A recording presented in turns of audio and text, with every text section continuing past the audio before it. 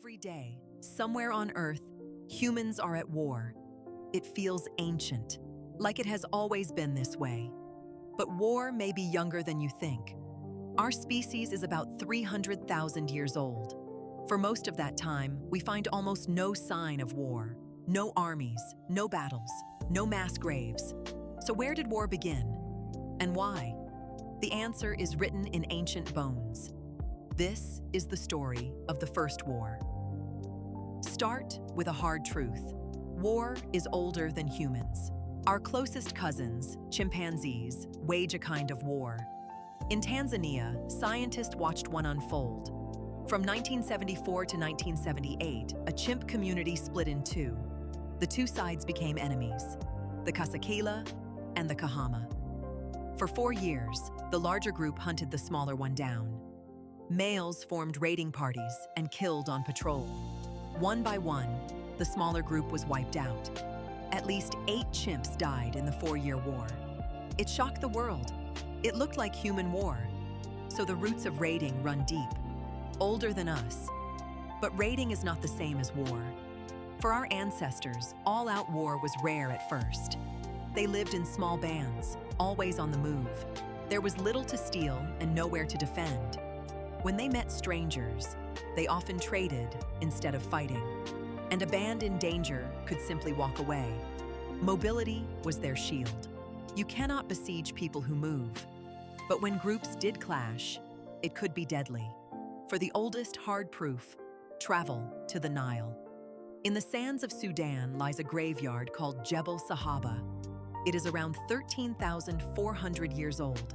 Inside it, archaeologists found 61 bodies, men, women, and children, buried together. And their bones told a violent story. Many were pierced by stone arrows and spears. Sharp flint points were still lodged inside them. The wounds were not from one single battle. They came from raids, again and again, over years. One young girl had been struck by arrows more than once. Whole families were cut down in these attacks. At the end of the Ice Age, the Nile was shrinking. Land and water were running out. People collided. Here, scarcity may have lit the first fires of war. Now jump forward to a lake in Kenya.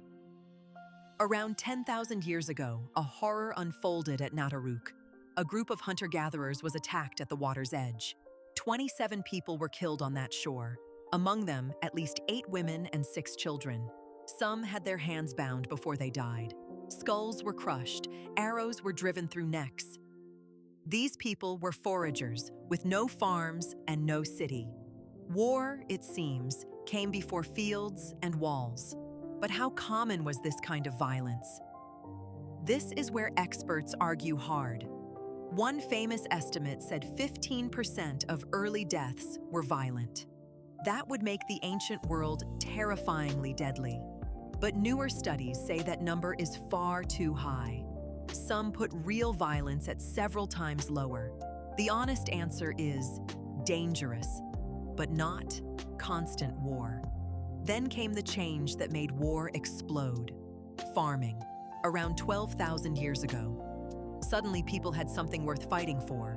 Stored grain, fixed land, animals, wealth. You could not carry it away, so you had to defend it. And others could now come to take it by force. The proof is in the ground across Europe. In Germany, a pit at Talheim holds a massacre. Around 7,000 years ago, a whole farming village was killed. 34 people struck down and thrown in one pit. Men, women, children, hit from behind with axes. In Austria, another grave held 67 victims. These were not raids for food. They were extermination.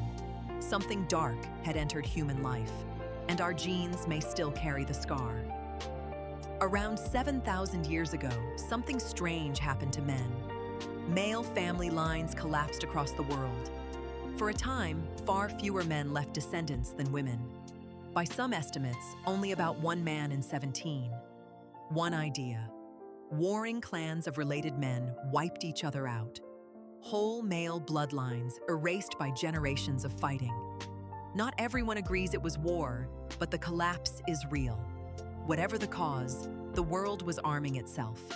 And one tool tells the whole story: the mace, a stone ball on a stick. It is useless for hunting. You cannot eat with it. It was built for one job only: to crush a human skull. The first weapon made purely to kill people. Other tools were bent toward war as well. The bow turned killing into something you did from afar. A sling could crack a skull from across a field. Distance made killing easier and colder. Soon, villages began to build walls. The oldest town wall we know rings Jericho. Around 10,000 years ago, Jericho raised a stone tower. Scholars still argue if it was for war or floods. A wall says something simple: someone out there is a threat. Fear was now built into stone, but this was still small. Village against village. Real war, organized war, needed one more thing: the state, the city, the king. For that, we go back to Mesopotamia. Around 4,500 years ago, two cities went to war. Their names were Lagash and Umma. They fought over a strip of farmland between them, a border dispute. The same reason wars still start today. The king of Lagash was named Eyanetum, and he did something no one had done before. He carved his victory into stone. We call it the Stele of the Vultures. It is the oldest picture of organized war on Earth. And it shows something brand new: an army, not a mob, a wall of soldiers marching as one, shields locked, spears out, moving in a phalanx. Behind them, the king rides over the fallen. Above, vultures carry off the heads of the dead. It is propaganda, carved to say, "Fear us." This is the moment war becomes a machine. Trained soldiers, supply, a leader, a cause. For the first time, some men were soldiers by trade. The city fed them, and they fought for the city. From here, war never really stopped. It grew with every empire that followed. But step back and look at the whole story. War was not always with us. It grew from raids, into massacres, into armies. And it grew fastest when we had the most to lose. Grain, land, and kings fed the fire. The same surplus that built cities also built armies. That is the dark twin of civilization. But the bones carry one more lesson. At Jebel Sahaba, the dead were not left to rot. Enemies killed them, but their own people buried them. The same species that invented war also invented the grave. We are the animal that raids and the animal that mourns. Both live inside us, even now.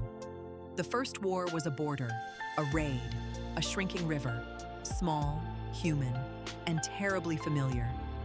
We have been fighting over the same things ever since: land, food, fear, pride. Knowing where it began is how we understand it. And maybe, one day, how we end it.